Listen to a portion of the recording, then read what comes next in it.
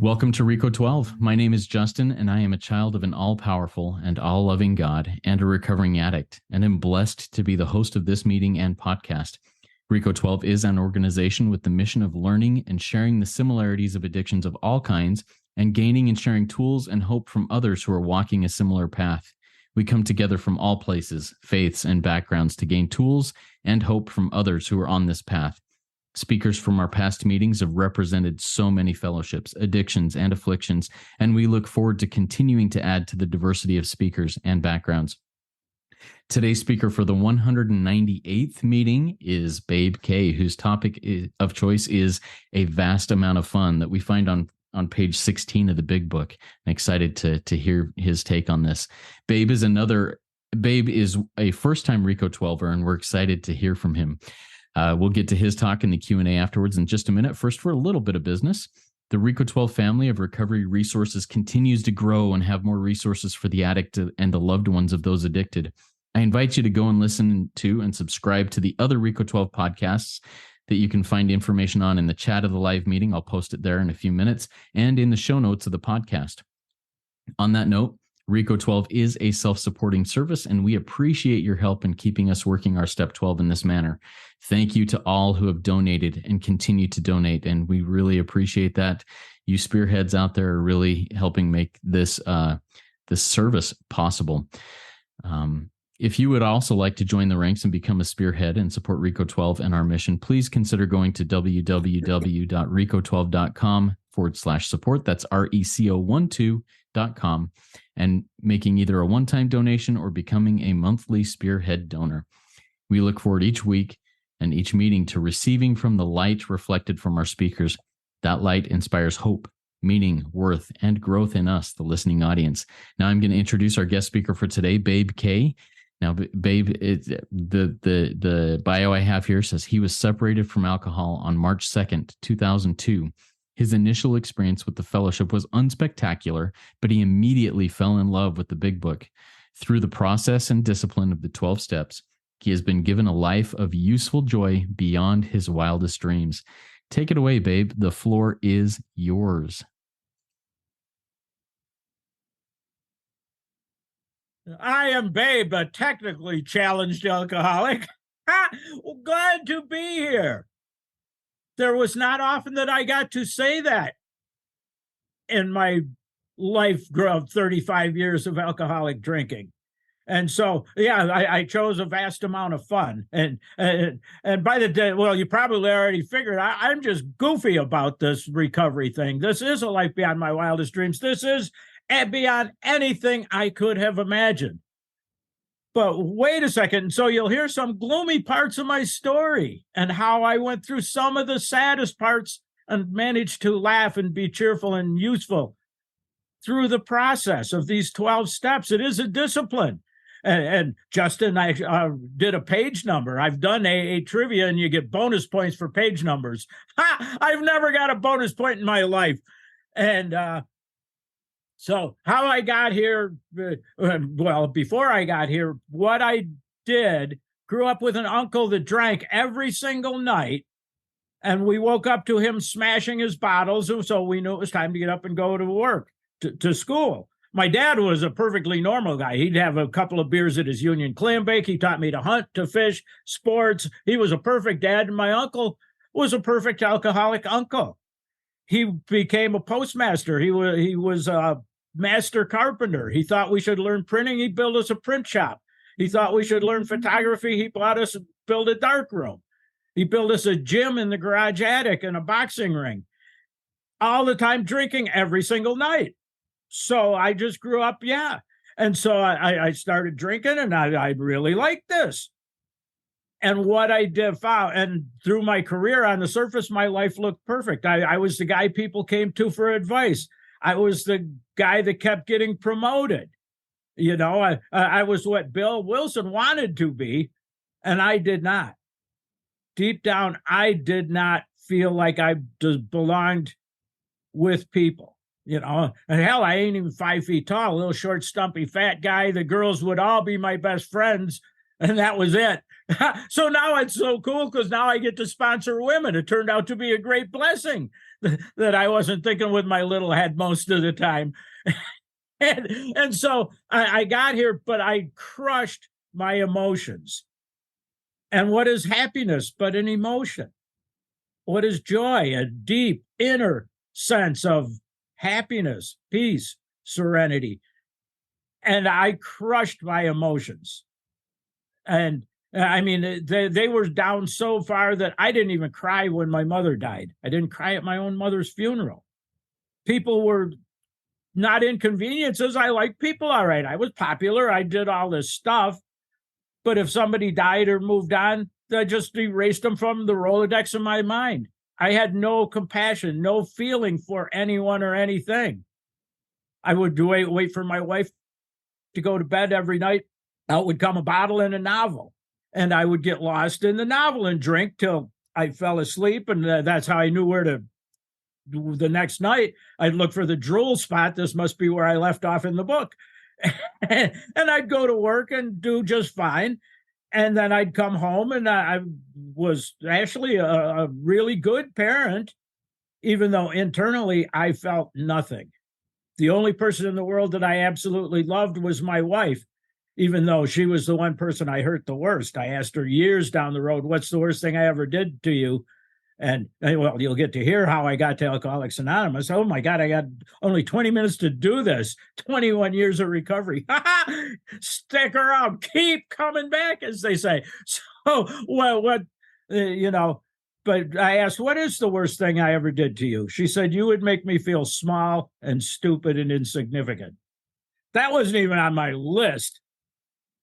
So what Kate and I would have an argument, and we'd kind of just avoid each other for a couple of days. So Monday night, March 2nd, 2002, she came home from work with a bandage on her arm. I said, what happened to you? And I can still see her face, the pain in her eyes when she said, you don't even know, do you? I said, no, why? She said, that's where you bit me. That's when the whole house of cards came crashing down. My friend in Miami says that I didn't just break a plate, I broke the whole china closet. My life, as I knew it, was over. I didn't deserve any friends. I didn't believe I deserved to live. And I was over. And so I must have heard of AA, but I picked up picked up a phone book called AA. I got 5 minutes to get to a meeting. God had given me 6, I'd have weaseled out of it. But I went to this meeting of Alcoholics Anonymous, and like I said, it was unspectacular. My friend Emmy says, you're going to fit right in here. And I kid her, that's the only thing she's got right in 21 years. But I did not fit in there. They said, this is George, he's the sponsor. And those guys there are his sponsees. Their job's turn their hat around frontwards, pull their pants up, mow his lawn, and paint his house. I'm thinking, I ain't wearing a hat. I've got my own lawn to mow and my own house to paint. I guess I don't need one of these sponsor things. And they passed around a list of phone numbers. I thought, oh, gee, that was really nice. Guy next to me yanked it out of my hand, said, that's for me. I said, okay. Just like when somebody says, you want to try this? What do you say? Okay. Afterwards, you ask, what was that? And then they opened the meeting, and all it was, and now I know they were trying to help me identify. But all I heard was a bunch of AAERs. I wake up every day battling this disease. I'm just hanging in there one miserable day at a time. Oh, gee, I tried getting sober, but I just relapsed again. And I didn't need to identify with misery. Deep in my core, I was done drinking for good and for all the minute I made that phone call. The minute I saw Kate's face, actually. I just didn't know how. And clearly I'm sitting in a room full of people that also don't know how. And then I eventually got one, and they never gave me a meeting schedule. So all I knew of all AA worldwide was 8:00 Monday night at St. Mary of the Angels Church in Olean, New York. And I wasn't coming back, but my first AA angel, little blonde-haired Native American girl, came up and said, hi, my name's Stacy. What's yours? I said, my name's Jerry. but my friends call me Babe. And well, I've been Babe since I was 8 years old, and I'm older than that now, a couple of months. but and she said, "Well, I'm calling you Babe," and I have been trudging this road of happy destiny together for all these years, and she's gone through some horrible times, but we become each other's angels. So I came back the next week thinking, I don't know if I want to hear this pain and gloom, despair, and agony on me, but maybe Stacy will be there. So I went, and here she was with this great big Native American guy, and a whack on my arm. And he's hitting me with a big book, my original big book thumper. And he said, "You want to get sober? Read this." And well, you've already figured out I'm a little weird. But I read that book, none of the stories. I still got my original book. The stories eventually got some underlines and highlights, but for years, the story section was virgin territory. I probably read some of chapter 7, but I read that book 3 times from that week to the next. I was so struck by the doctor's opinion. I was relieved to find out what was wrong with me.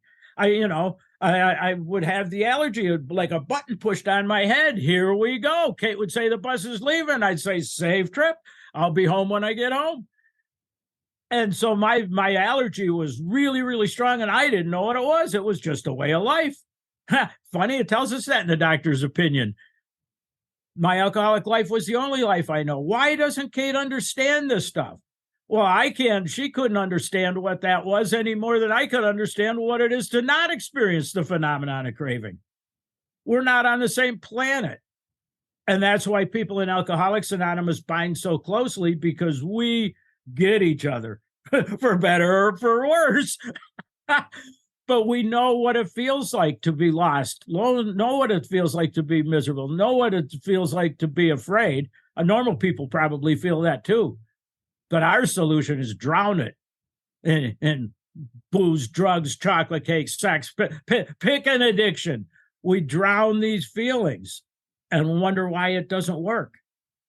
And so we come into this Alcoholics Anonymous. So I'm reading Bill's story, and Bill always wanted to prove to the world that he was something. I wanted to just melt into the forest floor when I was hunting. I just want to I'm trying to read. Multitasking is not my forte. Hell, talking ain't even my forte. But, so I was spiritual. If I would kill a deer, I would thank its spirit for giving me food. I wanted to drop out of the world, drop into the earth. I learned meditation in college so I could do Shavasana, and my spirit would blend with the universe.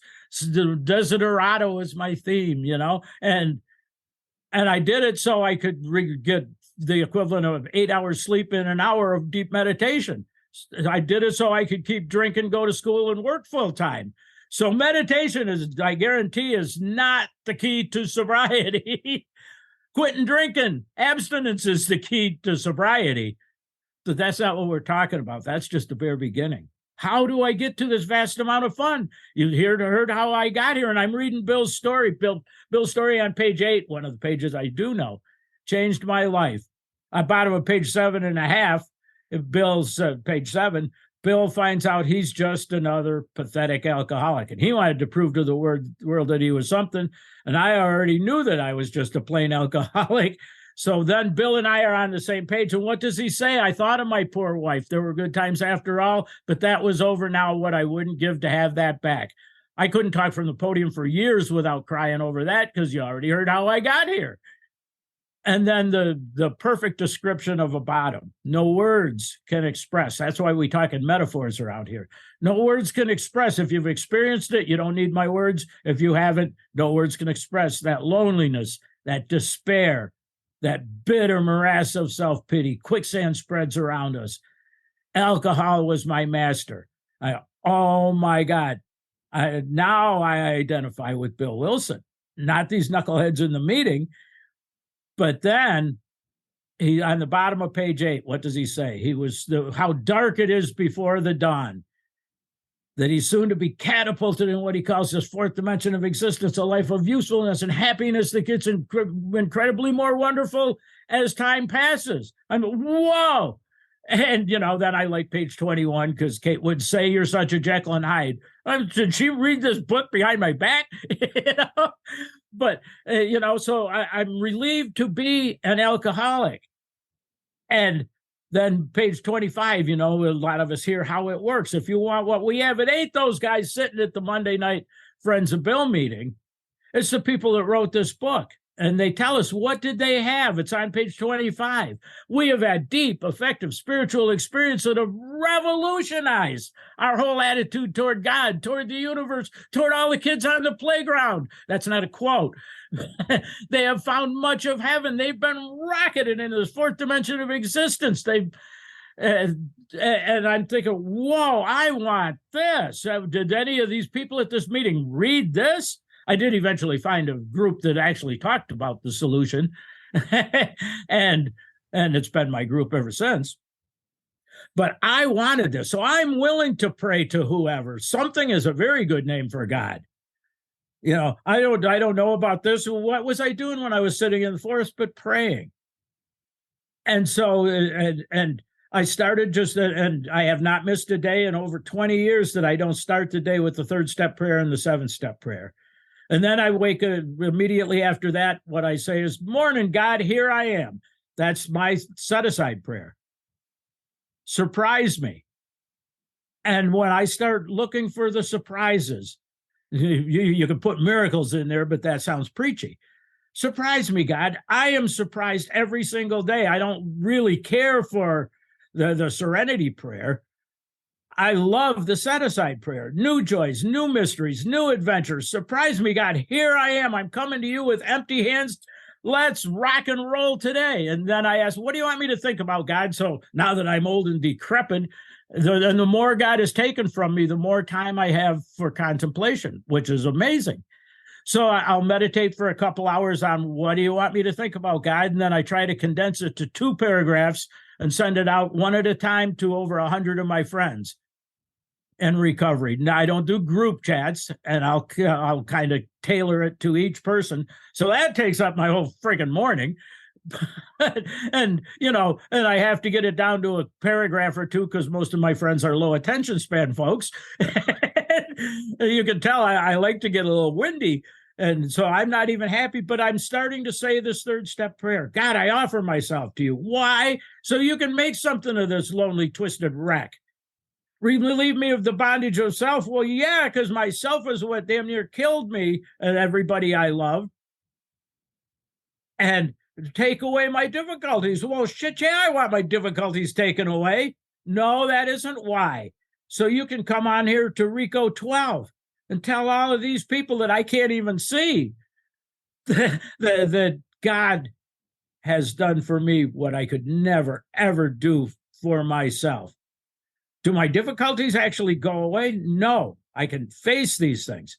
So I'm doing this deal. I'm doing the 4th step. I'm doing the 5th step. And I found myself waking up many mornings, actually openly weeping with joy, with gratitude. Tears do not necessarily mean pain and heartbreak. The tears of joy that I've experienced through these years are beyond description. And I didn't know until I had one sponsee. Listen, we were doing her step 6. We met at a park bench outside the library, and she's sitting there crying. I said, what's wrong, Liz?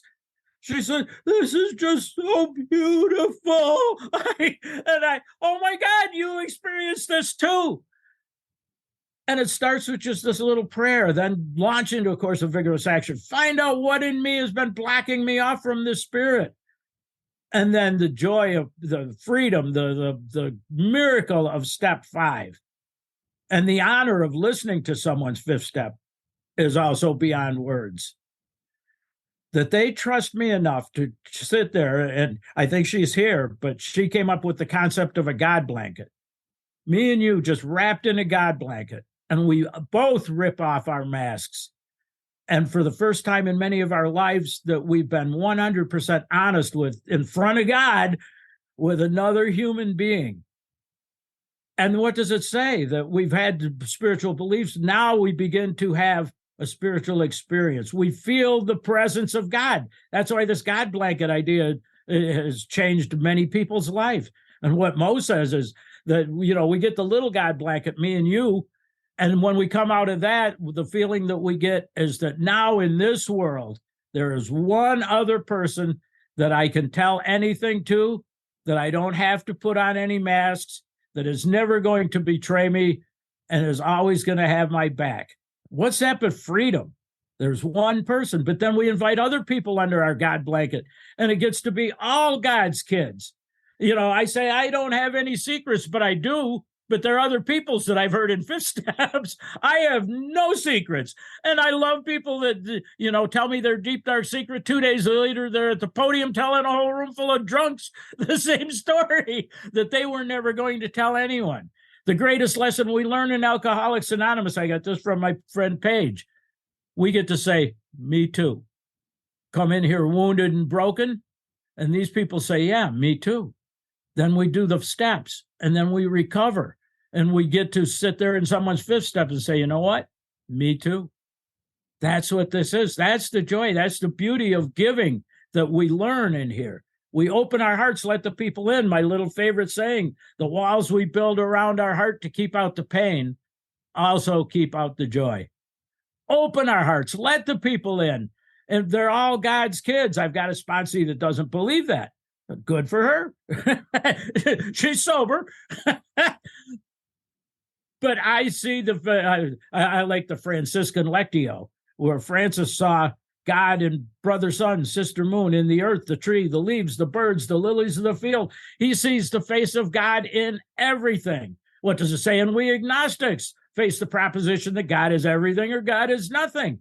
What is your choice to be? I also think God is no thing. But God, the face of God is in everything. How can you not be joyful? How can you not wake up every single morning and say, God, here I am. I'm ready.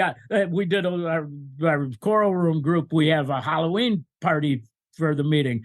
I came as SpongeBob. I'm ready. I'm ready. I'm ready, ready, ready, ready. Wake up every single freaking morning. So I'm going through this years of beautiful recovery with my lovely wife. We were married for 46 years. The only way she got out of it was to die.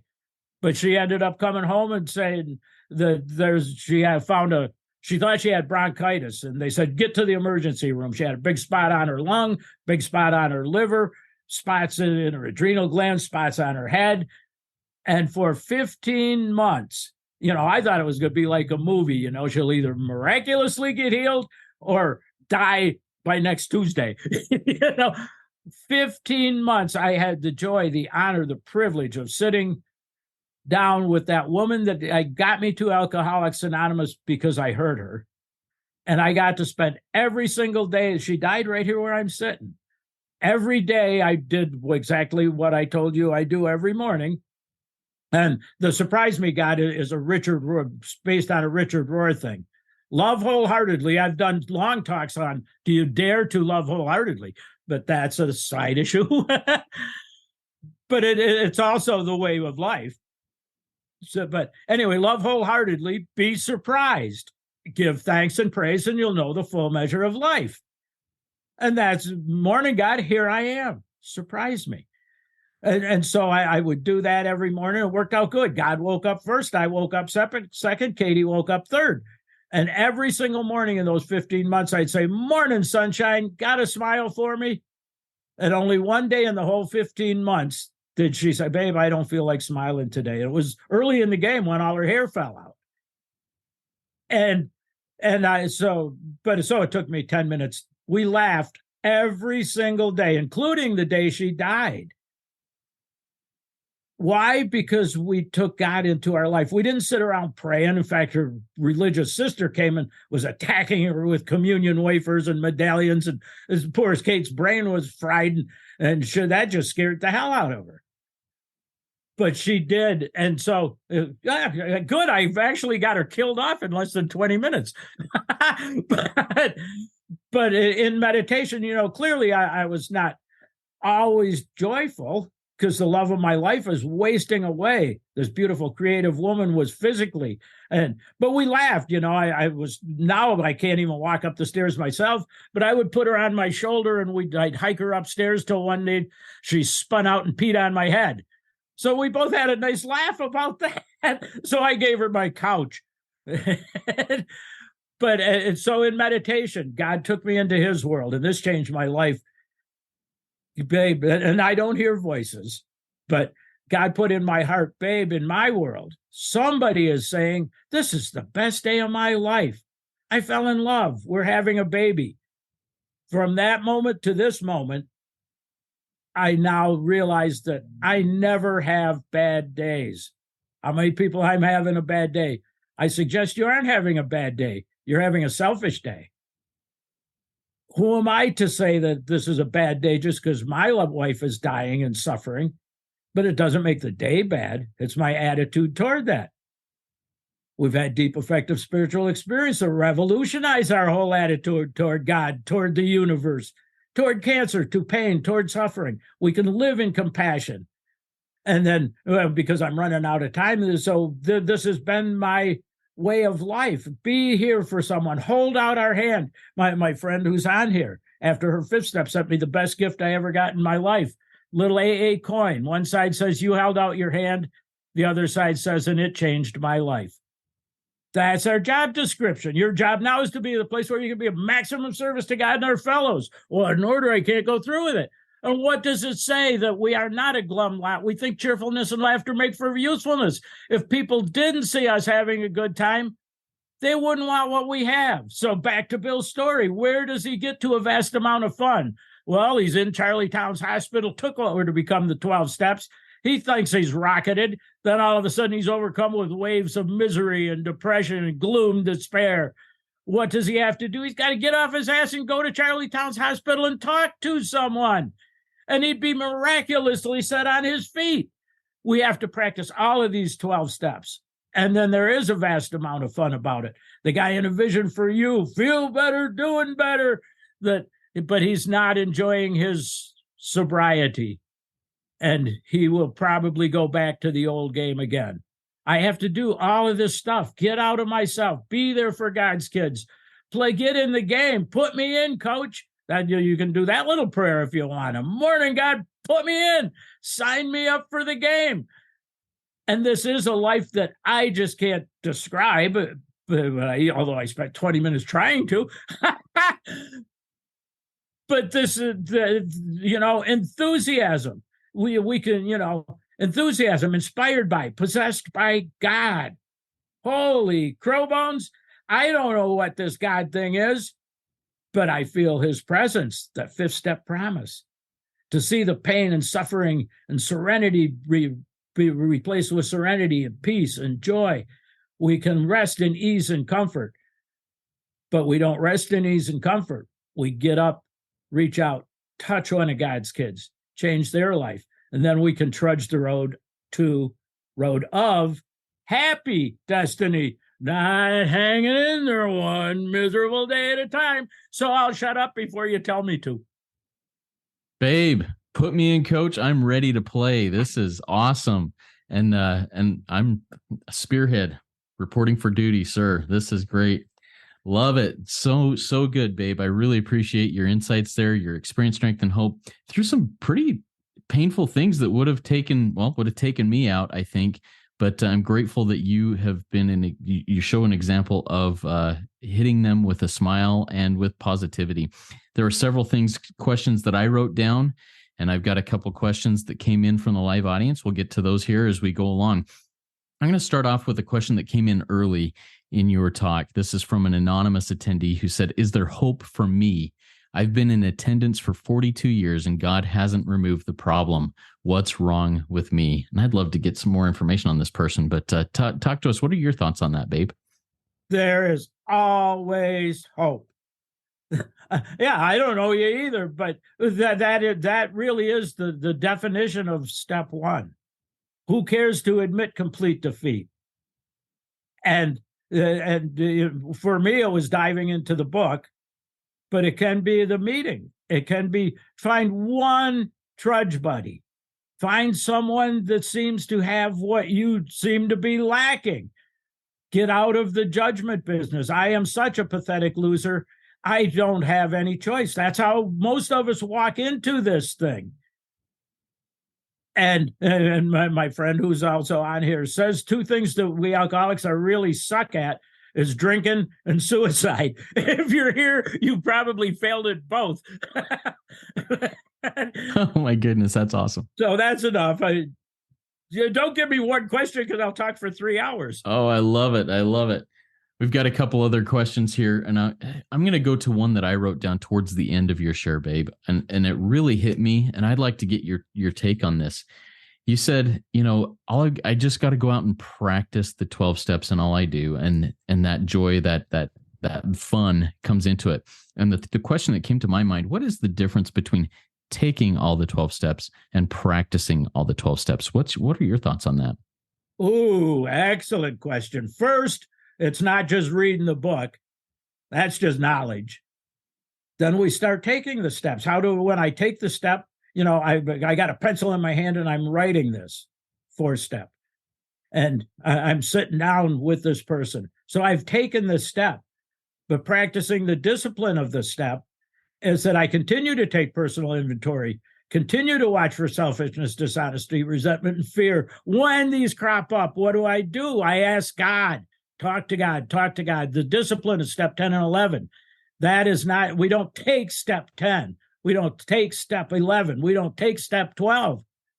We practice the disciplines we've learned in 3 through 9 and carry it into every moment of our life. It becomes a way of life. We live on the spiritual plane. It becomes a habit.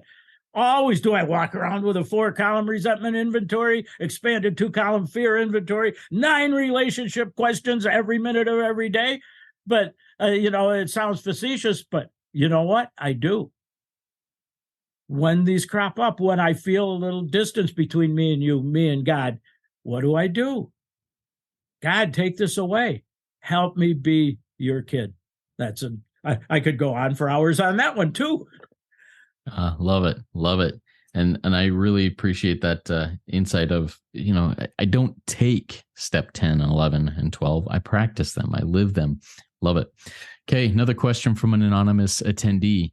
This person says, I feel exactly like you did. I used to feel everything intensely and it was too painful. I feel like my heart hardened and I have no idea how to feel again without becoming overwhelmed. I haven't grieved any deaths in my family. What is a simple way to start to feel again? Take the steps and then practice them. We can't seek compassion. We can ask God, build with me and do with me. Help me start practicing this every day. Help me bring light, hope, faith, joy, compassion, understanding. Practice that as a discipline. Notice I didn't say any of the character defects on the other side of the Francis prayers. I get to be an instrument of God's peace. Practice that when I'm feeling nothing towards someone. How can I understand them anyway? How can I feel compassion for them? And that is that inventory that we walk around in our head with. Am I the light of the world or am I just an Eeyore? Enough out of me. Love that. Am I the light of the world or just an Eeyore? Great self-reflective question. I appreciate that. And if I am just an Eeyore, I got to find a way, find those attributes and find ways to practice them. Ask God to show me. You mentioned that the first meeting you went to, you implied this with a later thing, wasn't necessarily solution-based, but you found a solution-based meeting where the solution was there. Talk to us a little bit about the importance of finding a fellowship who really try to live in the solution versus just a group therapy or an Eeyore group. Well, it's the difference between sobriety, relapse, and recovery. There's a world of difference between sobriety and recovery. We think a man unfeeling if he thinks sobriety is enough. We've got to practice this in all our affairs, in our home, our office, walking around on God's earth. And when we hear this message, and my group is For 10 years, it was a Joe and Charlie meeting. We just listened to the Joe and Charlie tapes for about 20 minutes, after which we discuss what we have heard. And so when Joe and Charlie did the 4-step, I did the 4-step. Joe and Charlie were like my sponsors. That group was like my sponsor. And I heard people, I not only heard, I witnessed people living this life. They weren't sitting around just miserable talking about their endless day. That we all know how to feel miserable. We all know how to kill our feelings. Then I found a bunch of people that seemed to be living this. And what is our job? Teaching and practice of the 12 steps of AA, if you're in AA. Carry this message of recovery, not just the message of gloom, despair, and agony. Hell, we can relate to that, but there isn't much hope in that. That's why it's so important to hear the solution. And it doesn't have to come out in words from the book. And more important is a demonstration of this joy that we experience. How come you're happy and I'm miserable? Oh, now we got something to talk about. That's enough out of me. Yeah, I love that. We had a quick comment in from a live audience. What does the term Eeyore mean? So if you're familiar with Winnie the Pooh, that storyline, that those books and movies and cartoons, whatever, Eeyore is one of the characters. He's a donkey who goes around with basically a thundercloud over his head. Don't worry about me, and always seeing the negative side of things. And that's what an Eeyore, the term Eeyore means. So thanks for asking that question so it could be clarified for others. Awesome.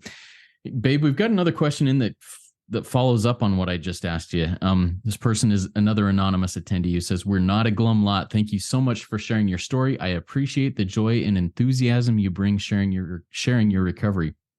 My local group is like the one you said you first encountered, group therapy without a therapist. If it weren't for some great Zoom meetings, I'm not sure I would have stuck around. Do you have any advice as to how I can help a sick meeting grow?" Oh, good question. I don't have an answer. No, that's why it's a good question. There are two ways we can do that. One, vote by your feet, go to another meeting. I don't necessarily suggest that one. Get a recovery that somebody might want. Let them talk about their crappy day. Let them play junior therapist. But when it's your turn to share, I had to do a whole long 4-step on endless discussion meetings. But maybe, just maybe, my message is not strong enough to override the negativity of the meeting. So I don't always suggest go to another meeting. I always suggest go to another meeting because you can't live in the dark tunnel meetings. Go and get a little recharge, get a little humility, get a little joy, and then go back to that meeting and bring that with you. Enough out of me. Yeah, I love that. Bring the message, bring the light, and yeah, love it. Thank you. Okay, babe, you mentioned basically your rock bottom moment was when your wife came home with a bandage on her arm, and you didn't understand where that came from. She said, "It's where you bit me," and that's a pretty stark awakening. Now, for some people, that may be rock bottom enough. Like for you, that was rock bottom enough to wake you up and say, "I got to stop doing this." Talk to us about rock bottoms, about varying rock bottoms, and what your thoughts are on when one can decide where rock bottom is. That's good, because we hear disasters. I mean, if you're a chronic wife beater, well, sure, she probably deserved to get bit. But and that's why page 8 is so perfect of a description. You may hit bottom dropping a champagne glass next to a swimming pool. You may kill a busload of kids. What it takes is what it takes for me, deep in my heart, to feel the no words can express, that loneliness, the despair, the morass of self-pity. And don't we love the self-pity? But we drank to get over it. So bottom is when my heart is crushed, when I finally, to my own self, said, I'm done. I'm out of answers. I have nowhere to go. And what did Bill say? He almost wished for the end. When I'm that close, no matter what it is that brings me to the edge of wanting to end my life, maybe not even physically, but emotionally and spiritually, that to me is what a bottom is. And the proximate cause is unique to each of us. That's why I don't talk a lot about my drinking, because we all get here by different carts. But those of us that recover get to the point of hopelessness. Close enough? Yep, close enough. Awesome. Thanks, Babe. A reminder to our live audience, if you have a question for Babe, please type it in the Q&A link at the bottom of your Zoom window. Looks like two speech bubbles over the top of each other. We'll get to those questions. I've got another question here for you, Babe, in the meantime. I love this line that you talked about in your morning prayer. Surprise me, God. Use me, God. I'm here. Tell us about a recent surprise that God put in your path that just kind of opened up your eyes to something new. Oh, interesting. Well, it usually comes in the form of a call from a sponsee or a friend. And I use the word sponsor loosely, by the way, because we're all trudge buddies. And well, my surprise today was that, holy crow bones, I slept till 8:30. I usually have meditated for 2 hours by then. And somebody sent me a message, or yesterday's was, what the hell was the message? There are so many surprises. But, the line, we think the best years of our life lie ahead, page 152 in the book. And I always laugh at that because I'm 73 years old. That line scares me because I don't have very many days, but I do want them to be my best. So what I ended up using for my meditation that I sent out to everyone, I thought about that. What are the best days of my life? It's being here with each of you. And that is how that is the surprise I get every morning, that God has put so many people in my life. If you're a Christian, the devil's, we are legion. Well, we're bigger than legion. We're alkies. We're addicts. We're God's outcasts, and we're in this stuff together, and we can be happy together. We can share the hope. We can share the love. So that just yesterday's little message was the one I've already forgotten. All I did was, St. Francis would say, "Buongiorno, buona gente." He'd say, "Good day, good people." And so what I sent to all my friends was, "Good day, my good friend." Love and it. So that was my surprise for today, that these guys are all my friends. And I don't really try to define good or bad. That's a 7-step prayer. That's me being judging. But the fact that when I say my good friend, my good people, I'm saying, I love you. And so that was my surprise today. Awesome. Love it. Thank you, Babe. A question from an anonymous attendee. How many years have you been clean? And tell us a little bit about what a sobriety date means to you and what you do to perpetuate that. Okay. Well, I've been clean since my shower yesterday morning. I know what you mean. Well, March 2nd, 2002, I am not a relapser. The day I walked into Alcoholics Anonymous was the first day, and that I jumped into this thing. And what time means is, the book even says, it's not the quantity of our faith, it's the quantity. And in fact, one of the people that I think are on here today, I said, she's 5 years sober. I said, you think just like I do with 20 years. I said, I can't wait to hear what your message is at 20 years, but I'll be dead. And she started crying. and I said, well, I'll try. I promise you can't die. And I said, well, okay, I promise I'll stick around till you get 20 years. So please don't relapse. But what we get is this experience. The more we share our lives with other people, and you don't get that in your first 2 weeks because you don't even know these goofs. But the more we get intimate with people's lives, their stories, their troubles, their joys, then the better we're able to identify and show hope, light, compassion to someone else. I have not experienced everything all of you have, but I guarantee you I've experienced the feelings. And so the longer I'm around, the more in tune I am with your feelings and my own. Yeah, thank you for sharing that. You mentioned a little bit earlier in this Q&A section, I say sponsor or sponsee, and I mentioned those lightly. Talk to me what sponsorship means to you today. How does that work for you? Well, cool, because it's nowhere in the book Alcoholics Anonymous. And and if this works, and a lot of people do that, some people need triage. We need to go through the book quickly, stop the bleeding. Now we can actually start taking the steps. Now we can actually start practicing them.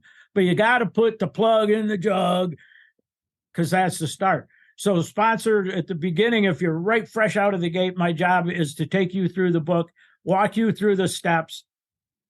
But usually by step 5, we become partners. The book talks about a protege, first a prospect, then a protege, and then a lifelong friend. And that to me is what sponsorship is. We don't all end up lifelong friends, but I'm willing to be there for you. And so after that 5th step I told you about, and so now when I talk to her, you be the sponsor today. We're partners. If you've recovered and I've recovered, if I've got 20 years, you got 5 years today, you might be more spiritually fit than I am.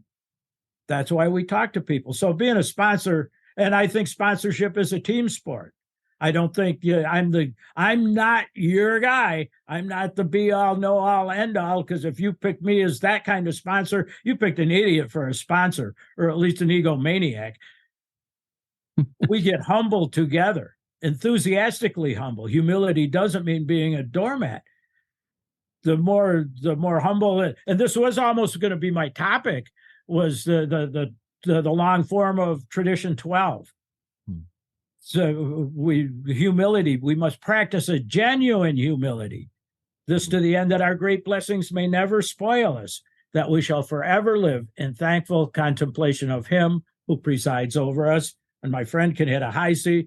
Oh, living this life together. That's what sponsorship is.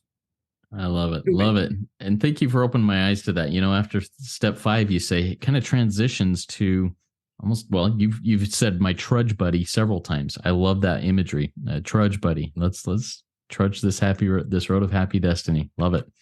Okay. A couple more questions in here, and then we'll start wrapping up here in a few minutes, not in a minute or two, but in a handful of minutes. Question here. You talk of intimacy and vulnerability. How do we do that and keep ourselves safe and protected from the not so healthy people? It's a huge fear of mine. So what are your thoughts on that, babe? Ooh, they're actually, and my answer might be dangerous to someone, because I realize there are predators. I realize there are dangerous people. But when I live dreading being vulnerable, what am I saying if I'm in fear of that? As that I'm afraid you're going to really know who I am. If I'm vulnerable, I'm opening myself up for you to hurt me. And so the vulnerability that we learn in here, it's only through our vulnerability do we open the floodgates to let God in. We may get hurt, and then that's why we don't do this all alone. That's why we need people around us. And well, I suggest doing a fear inventory. What am I relying on? What part of myself? My pride, my self-esteem. My pride is my self-pity. And my self-esteem is I'm lower than whale shit. And that's how I try to get past the fear. Open my heart. Be vulnerable. Dare to love. That's why I love my little talk that I gave years and years ago. Do I dare to love? What's that but vulnerability? I might get my heart broken. My wife might get cancer. But what I get to be, I may not get love and tolerance back. I may get hurt back. But when I practice vulnerability and openness, I get to be a compassionate, loving man. And that's good enough for me. Man, babe, that really speaks to me. That's something I'm going to chew on for a while and just ponder and see what we've got with so many, concepts and words of setting boundaries and keeping those that could hurt us away from us so they can't hurt us. And what you just shared there, I think there's something there that I really need to dig into and learn about. Thank you for sharing that. All right. This is the last question I have so far. We've got time for one or two more. If anybody else has a question, to type in the Q&A link. But here's one, and while it says it's going to take us off track a little bit, I don't think it is. I think we can address this. Here's a question that this anonymous attendee is asking, and it's based on the phrase from the Big Book: "Have we tried to make mortar without sand?" So, what are your thoughts and view on that question from the Big Book, babe? What are your thoughts on that? Well, what a cool question. Because, what do we get in here when we study the steps? We learn how to be construction engineers. Build with me and do with me. Holy crow, I'm in the construction business again. We're building an arch. We got foundations. We got cornerstones. We got keystones. Geez, I just want to quit drinking, for crying out loud. And making mortar without sand, goes back to Justin's question. What's the difference between taking the steps and living the steps? And that happens in the hour after our fifth step. I suggest go through the first 5 proposals. And what did step 1 mean when I first got here? What happened, and what does step 1 look like now in my life? Do that with each of those first 5 steps. It says we think about what we have just done. We are delighted. Anytime I ask people sometimes after their 5th step, how do you feel? Not one in hundreds of people have said, I'm delighted. After that hour, they find that the past is illuminated. They feel the sunlight of the Spirit. And that's what enlightenment is. It doesn't mean happy days, Skippy. So mortar without sand is half measures. Love it. Man, we just got a whole bunch of questions come in. We'll get to as many as we can in the next couple of minutes. One of them is one that I kind of skipped over earlier, but I want to ask it. Is it a violation of the first tradition to mention a specific meeting in a disparaging light, a specific AA meeting? What are your thoughts on that? Well, yeah, it probably is. But it is also my defect. And if I was disparaging that first meeting, I was not actually disparaging the meeting. I was disparaging the people in the meeting. And what we try to do, that's why I suggest bringing joy to those meetings. But if I'm talking about my experience at a meeting, I don't know that it is it's not an intentional violation of the first tradition.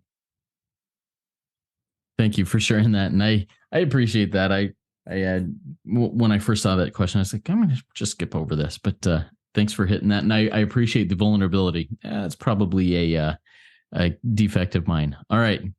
Here is the next question. Is there a way to extend a hand of being helpful without being harmful or playing God, other than backing off to allow a person to burn out running on their own self-will when they're in their self-will run riot? What are your thoughts on that? Actually, a very good question. Because especially when we're new at this sponsorship game, we're going to fix them. And I do give a little handout. I can't get you drunk, and I can't get you sober. But know that I will always be here. So, yeah, it's their recovery. You can't fix them. You can't convince them. What does the book say? Being convinced, we're at step 3, being convinced of those ABCs. I don't convince you. You get to be convinced yourself. And if it takes going out and burning your life further down to the ground, God, I wish you didn't have to, but it may get you to that bottom that we talked about a while ago.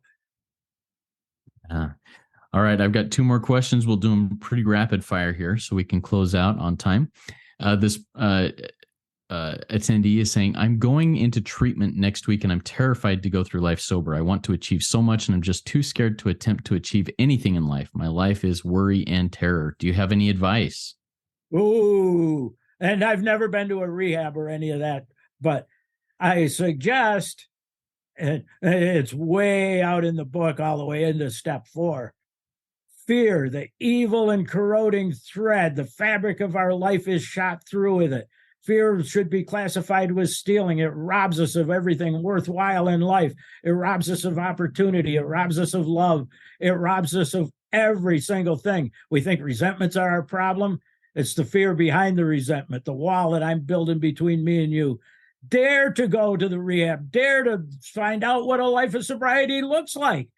Dare to trudge with somebody. Dare to hold somebody's hand. Dare to give them a hug. So I suggest it's worth the effort. Love it. And one last question. I think this is a good one to close out with. What helps you when you're struggling? You. And God. You're not necessarily in that order. But and what does it say? Good place to end, because I started with Bill's story. What does he say? 2 things that we're supposed to do: to live a life of self-sacrifice and enlarge our spiritual life. I can't hide in a closet chanting Om Mani Padme Om. I got to get out there, mix it up with God's kids, be love and service. And that's and what did Bill say? That goes, gee, this is what I could talk a long time. What happened to Bill? He's got these cool 12 steps. He's rocketed. Now he's overcome with depression and misery. And what does he have to do? Go to the hospital and talk to some poor suffering soul. And he's miraculously set on his feet. And the paragraph after that is that there's a vast amount of fun about it all. Ha! Nice full circle there, buddy. Love it. That was beautiful full circle. Guys, this was a great meeting. Babe, thank you so much for that. Great RECO12 weekly speaker meeting. One of my favorites. I don't typically go back and listen to them again, but this one I'm going to. I've got some things I need to chew on. Thank you so much. Now, we've got lots of questions still. If we didn't get to your question in this short hour, or if you have other questions, please consider joining our WhatsApp community by sending an email to RECO12pod@gmail.com. That's RECO12pod@gmail.com, and join in our community. Ask questions, answer other questions that may come up. And if you haven't yet rated and reviewed the RECO12 podcast and Apple Podcasts, I invite you to go do that now. It's a great way to help us and you work your 12 step in sharing this message with others. Next week, we're going to be hearing from a RECO12 veteran and a crowd favorite, Nikki M., whose topic will be, We Have Entered the World of the Spirit. I look forward to it. We're going to have 2 weeks in a row of just firecrackers, and it's going to be good stuff. Come back to next week. Don't miss any of the other RECO12 resources that are coming out this week. Noodle It Out with Nikki, Big Book Roundtable. They come out Tuesday and Thursday. And let's now launch off into the rest of our day with the 3rd step prayer that Babe's going to say for us.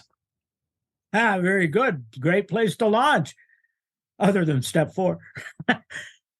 But take a moment. What are we actually asking for in the 3rd step? It is our job description the rest of our life. God, I offer myself to you. Build with me and do with me as you will. Relieve me of the bondage of self, that I may better do your will. Take away my difficulties, that victory over them may bear witness to those I would help of your power, your love, your way of life. May I do your will always. Always. Thank you so much, babe. There is one, remember everybody, there is one who has all power. That one is God. May you find God now. Keep coming back. Let's trudge this happy road of destiny together. Work it. You are worth it.